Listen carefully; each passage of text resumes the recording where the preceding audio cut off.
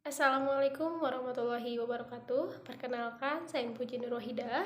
Di sini saya akan menjelaskan tentang teori trik atau pohon, di mana pohon yang dimaksud di sini adalah pohonnya orang-orang informatika. Nah, yang dimaksud pohon adalah graf tak berarah yang terhubung dan tidak memiliki sirkuit. Nah, di sini ada dua sifat penting yang terdapat pada pohon atau tree. Yang pertama adalah terhubung dan yang kedua adalah tidak memiliki sirkuit. Nah, terlihat jelas di sana ada terdapat 4 gambar, di mana gambar pertama yang kedua merupakan pohon. Kenapa disebut pohon? Karena gambar tersebut tidak memiliki sirkuit dan saling terhubung. Nah, gambar yang ketiga dan keempat itu merupakan bukan pohon, karena gambar yang ketiga itu memiliki sirkuit, sedangkan gambar yang keempat itu tidak saling terhubung. Selanjutnya yaitu ada istilah hutan atau forest. Nah, di sini merupakan hutan merupakan kumpulan pohon yang saling lepas atau juga bisa berbentuk graf yang tidak terhubung dan tidak mengandung sirkuit. Setiap komponen di dalam graf terhubung tersebut merupakan pohon. Nah, di sana terdapat gambar hutan di mana terdiri dari 3 buah pohon saling terhubung. Nah, selanjutnya itu ada sifat-sifat atau properti dari pohon. Teorema misalkan graf sama dengan VA adalah graf yang tak berarah, sederhana, dan jumlah simpulnya n. Maka semua pernyataan tersebut adalah ekivalen. Nah, di sini ada sifat-sifat properti pohon. Yang pertama, G adalah pohon. Yang kedua, setiap pasang simpul di dalam G terhubung dengan lintasan tunggal. Yang ketiga, G terhubung dan memiliki M sama dengan N-1 sisi. Yang kelima, G tidak mengandung sirkuit dan penambahan satu sisi pada graf akan membuat hanya satu sirkuit. Lalu yang keenam, G terhubung dan semua sisinya adalah jembatan. Nah, teorema di atas dapat dikatakan sebagai definisi dari pohon. Di sini terdapat contoh dari pohon. Nah, di sana terdapat gambar di mana G adalah pohon, N atau jumlah simpulnya ada 8, dan setiap pasang simpul di dalam G terhubung dengan lintasan tunggal. Nah, contoh dari lintasan tunggal itu yang titik P1 dan titik P4 maksudnya adalah lintasannya itu adalah P1, P2, dan P4. Lalu G terhubung dan memiliki M sama dengan N-1 sisi, di mana M sama dengan 8 atau jumlah simpul dikurangi 1 sama dengan 7 buah sisi. Lalu G mengandung sirkuit dan memiliki M sama dengan N-1 buah sisi. Yang kelima, G tidak mengandung sirkuit dan penambahan satu sisi pada graf akan membuatnya hanya satu sisi sirkuit. Nah, apabila dari titik P2 dan P3 itu ditambahkan simpul, maka akan terbentuk satu sirkuit. Nah, lalu yang terakhir yaitu G terhubung dan semua sisinya adalah jembatan. Nah, apabila simpul P1 dan P2 diputus, maka gambar tersebut menjadi pohon yang terpisah. Nah, maka dari simpul tersebut bisa dikatakan sebagai jembatan, di mana kalau salah satu simpulnya dihilangkan ataupun ditambah maka akan bisa disebut sebagai jembatan. Yaitu membahas terkait pohon merentang. Pohon merentang dari graf terhubung adalah graf merentang yang berupa pohon. Yang kedua, pohon merentang diperoleh dengan memutus sirkuit di dalam graf. Lalu setiap graf yang terhubung mempunyai paling sedikit atau satu buah pohon merentang. Yang keempat, graf tak terhubung dengan K komponen mempunyai K buah hutan merentang yang disebut hutan merentang atau spanning forest. Nah, di sana terdapat contoh graf di mana T1 itu merupakan pohon di mana menghilangkan 3 buah garis, gambar yang ketiga dihilangkan garis yang lainnya, begitupun gambar yang keempat. Selanjutnya itu aplikasi pohon merentang.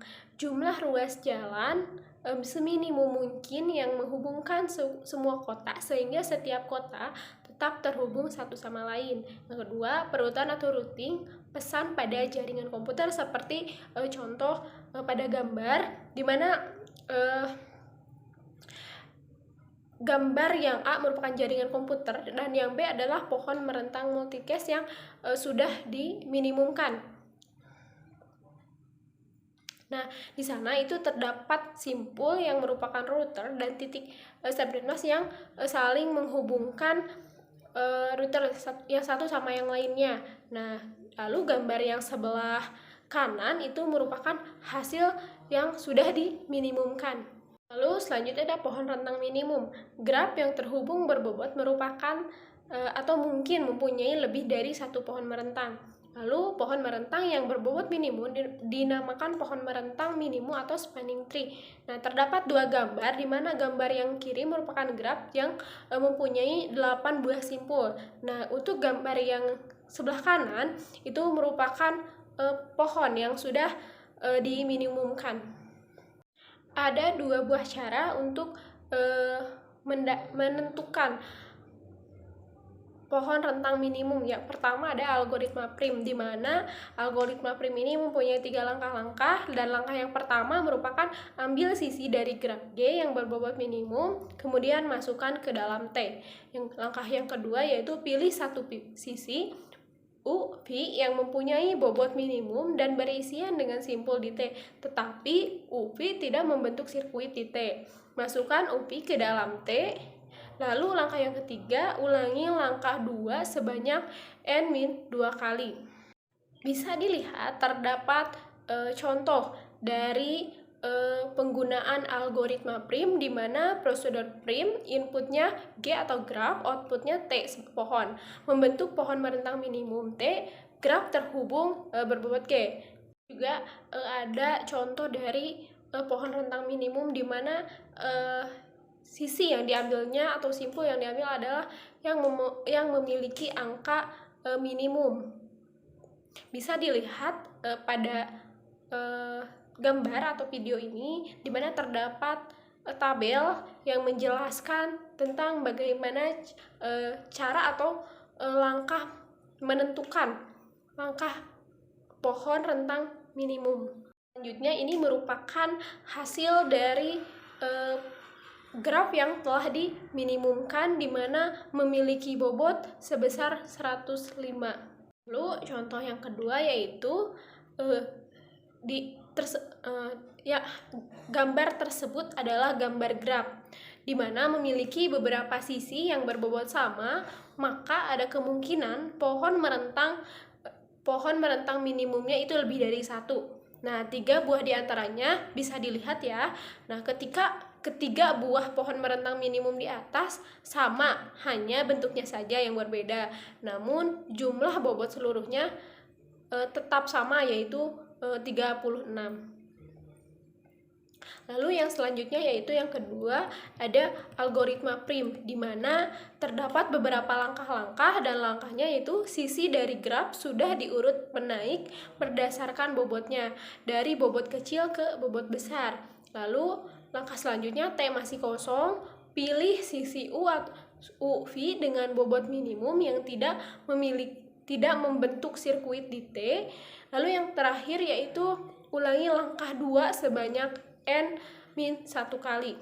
Lihat ada contoh bagaimana pengaplikasian algoritma Kruskal. Di sana terdapat prosedur Kruskal, inputnya itu graf atau G dan outputnya itu T atau pohon, membentuk pohon merentang minimum T dari graf terhubung berbobot G. Nah, masukkan graf berbobot terhubung G, VA dengan V sama dengan N, keluarannya itu pohon rentang minimum T sama dengan VA. Bisa dilihat ya lebih jelasnya. Di sana juga terdapat contoh dari algoritma Kruskal. Bisa dilihat gambar dan tabelnya, di mana di sana terdapat sisi dan bobot.